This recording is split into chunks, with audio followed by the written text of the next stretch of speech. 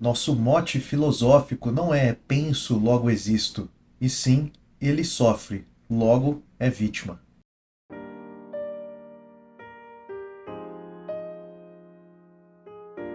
Olá, aqui quem fala é o Alisson e hoje eu vou comentar sobre esse pequeno, mas uma pedrada de livro que é Evasivas Admiráveis, de Theodore Dalrymple. Esse que é o pseudônimo de Anthony Daniels, um médico psiquiatra inglês que atuou por décadas na área. E eu estou comentando isso, no começo do livro exatamente porque é essa experiência do autor, essa experiência do médico que será usada não apenas nesse livro, mas em diversos dos outros livros do autor. Mas falando especificamente desse livro aqui, Evasivas Admiráveis, é onde o autor então ele vai se voltar, ele vai colocar o seu foco ali contra a psicologia e a psicanálise. Em Evasivas Admiráveis, Theodore Dalrymple explica por que a autocompreensão humana não foi melhorada pelas falsas promessas das diferentes escolas de pensamento psicológico. A maioria das explicações psicológicas do comportamento humano não são apenas excessivas simplificações ridiculamente inadequadas, mas socialmente nocivas na medida em que permitem que aqueles que acreditam nelas fujam da responsabilidade pessoal por suas ações e culpem uma multidão de bodes expiatórios. Dalrymple revela como as escolas modernas de psicanálise, behaviorismo, neurociência moderna e psicologia evolutiva impedem o tipo de autoexame honesto necessário para a formação do caráter humano. Em vez disso, eles promovem a autoobsessão sem autoexame e o excessivo uso de medicamentos que afetam a mente. Evasivas Admiráveis sugere que a literatura é uma janela muito mais iluminadora para a condição humana do que a psicologia julga ser. Então aqui já é uma das coisas que me chamou a atenção para fazer essa leitura. Eu já tinha ouvido falar bastante no autor, então eu sei que ele é considerado um autor muito renomado, uma pessoa com muito conteúdo, experiência ali, envergadura intelectual, Mas eu achei interessante, um psiquiatra, então um médico criticando, apontando ali as falhas da psicologia e da psicanálise. Bom, e com a expressão evasivas admiráveis, o autor ele vai abordar então essa questão das pessoas simplesmente largarem as rédeas, das suas próprias vidas, abrindo mão das responsabilidades que temos com nós mesmos. E ele vai mostrando como isso ocorre, com o auxílio então da psicologia e da psicanálise que andam de mãos dadas ali com a indústria farmacêutica.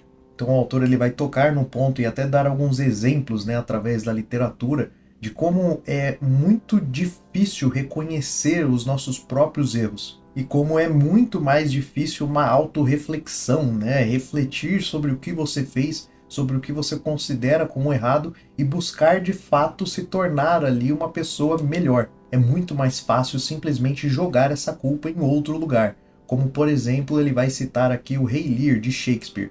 Eis a sublime estupidez do mundo. Quando nossa fortuna está abalada, muitas vezes pelos excessos de nossos próprios atos, culpamos o sol, a lua e as estrelas pelos nossos desastres, como se fôssemos canalhas por necessidade, idiotas por influência celeste, escroques, ladrões e traidores por comando do zodíaco, bêbados, mentirosos e adúlteros por forçada obediência a determinações dos planetas, como se toda a perversidade que há em nós fosse pura instigação divina. É a admirável desculpa do homem devasso, responsabiliza uma estrela por sua devassidão. E agora com a ciência, a medicina então se torna esse outro lugar para onde nós jogamos a culpa, com seus diagnósticos muitas vezes questionáveis. Então você não é assim, você não age dessa maneira porque você tem uma falta de força de vontade para segurar, para reprimir, para controlar ali os seus impulsos. O que ocorre é que você simplesmente tem um trauma ou você passou por alguma coisa no passado e isso faz com que você haja de tal maneira. E aqui então entra a terapia, um processo que simplesmente não tem ali um período determinado até que a pessoa seja curada. O que se torna perfeito do ponto de vista do prestador de serviço que não vai perder então o seu cliente. Freud descobriu um método brilhante de manter os analisandos leais. Não estou afirmando que fez de propósito. Se o tratamento for caro e longo o suficiente, as pessoas sempre chegarão à conclusão de que ele foi de alguma forma benéfico. Ou ainda pior, com o behaviorismo e alguns pontos da neuropsicologia, no sentido de que você age de tal forma porque o seu cérebro é dessa maneira, você tem essas características, seja genéticas, né, ou algo do tipo, que fazem com que você haja de tal maneira. Então não necessariamente a culpa é sua, já que tecnicamente nenhuma escolha ali você teve, né? Você simplesmente é assim, você simplesmente é dessa forma.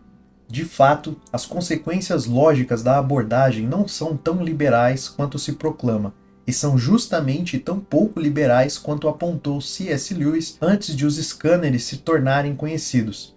Remova a responsabilidade moral da lei e o que resta é a sua aplicação técnica. Trata-se de uma deficiência neurológica? Se for, é passível de mudança? Se não, a detenção preventiva é admissível. Por que esperar que uma pessoa com essa deficiência cometa um crime? Por que não escanear todo mundo e segregar aqueles com defeitos nos campos do cérebro, da mesma maneira que Fidel Castro segregava os infectados com HIV?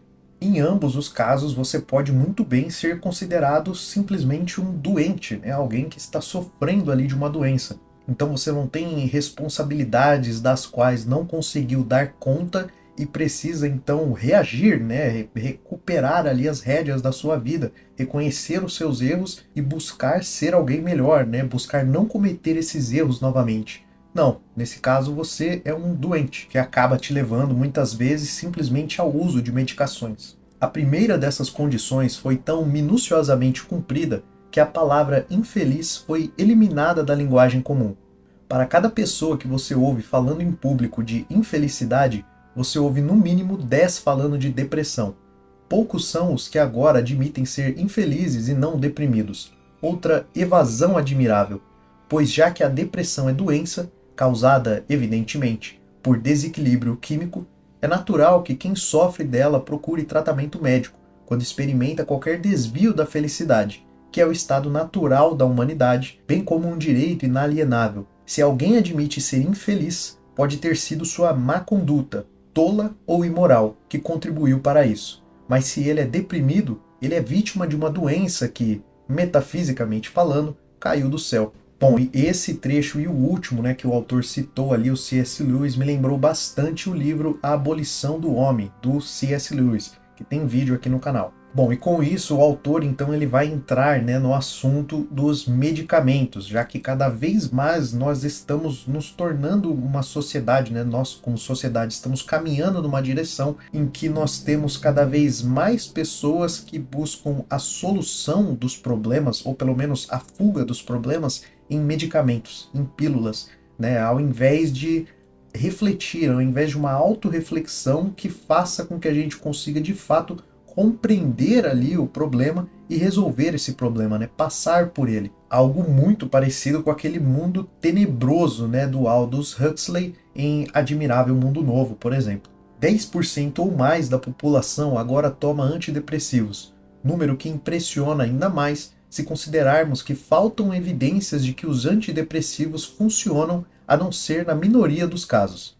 Muito pelo contrário, serem ingeridos em grandes quantidades comprova uma insatisfação, um descontentamento com a vida em vez de maior compreensão de suas causas, bem como a disseminação da superstição em relação aos neurotransmissores e o chamado desequilíbrio químico. Esses últimos são, para a pessoa moderna, o que os espíritos alienígenas a exorcizar, o ego, o id ou o superego já foram.